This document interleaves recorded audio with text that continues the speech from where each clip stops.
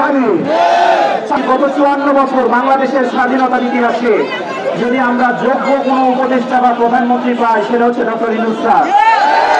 আমরা বিশ্বাস আমাদের আইন উপদেষ্টা আসিফ নজরুল স্যার এবং আমাদের দুইজন ছাত্র প্রতিনিধি এই ছাত্রদের এই মহান আহ্বানকে কখনোই নেতিবাচক ভাবে ফেলার কোনো সুযোগ নাই।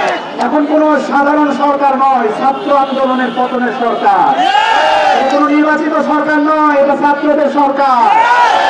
এই জায়গায় এই দাবি যদি পূরণ না হয়, বাংলাদেশে আর কখনো কোনো সংস্কার হবে না। চাকরিতে প্রবেশের ক্ষেত্রে কোনো বাধা থাকতে পারবে না। আপনার যদি ভালো লাগে আপনি অন্য সেক্টরে যান, যার জব ভালো লাগে সে ঢুকবে। 27 বছরে অর্জিত সার্টিফিকেট 30 বছরে মেয়াদ শেষ হইতে পারে। গ্রামীণ ফোনের এটা মেগাবাইট না, 27 বছরে আমার মধ্যবিত্ত পরিবারের আমার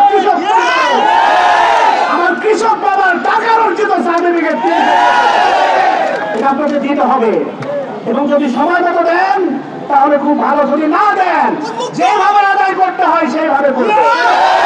ক্যারিয়ার চুজিং এর ব্যাপারে কোনো বাধ্যবাধকতার সময় বেঁধে দেওয়া যাবে না। আপনারা আছেন তো একসাথে?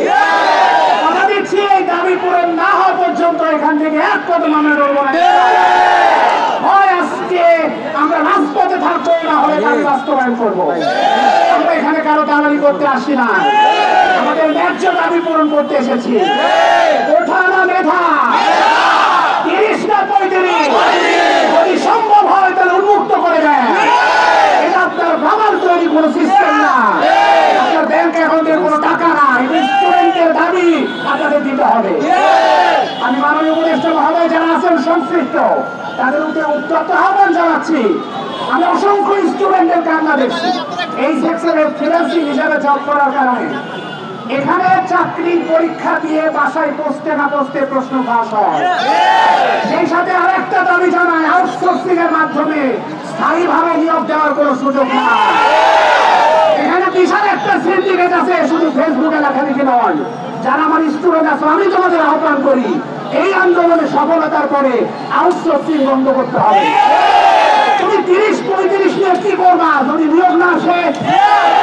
আউটসোর্সিং এর যে সিন্ডিকেট সচিবরা, এই কুলাঙ্গার সচিবরা দিয়ে গেছে, এটা যদি বন্ধ করতে না পারো তোমাদের নিয়োগ আসবে না।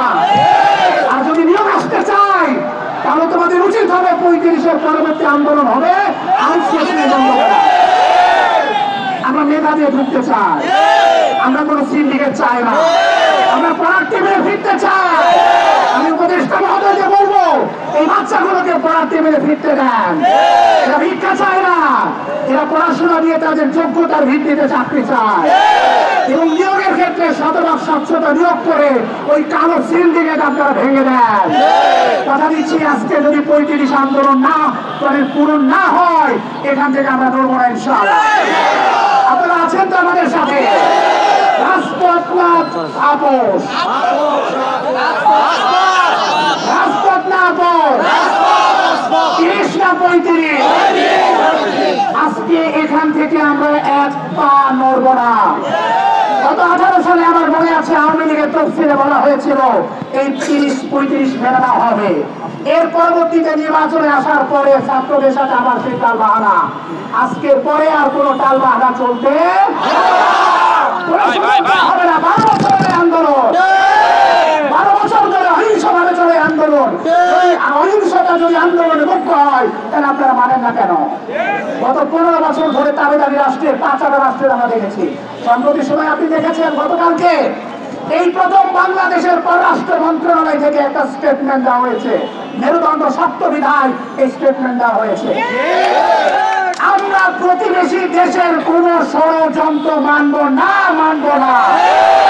আমাদের গোলা বারুদ নাই, আমাদের ঈমান আছে, আমাদের দেশপ্রেম আছে। এই বাংলাদেশের প্রতিটি মাঝে কিভাবে রক্ষা করতে হয় এটা আমরা জানি। আমাদের মেরুদণ্ড শক্ত, আমরা কোনো পা ছাড়তে আসি নাই। 35-এর আন্দোলন বাস্তবায়ন করতে হবে, এর কোনো বিকল্প নাই। যদি সম্ভব হয় উন্মুক্ত করে দেন।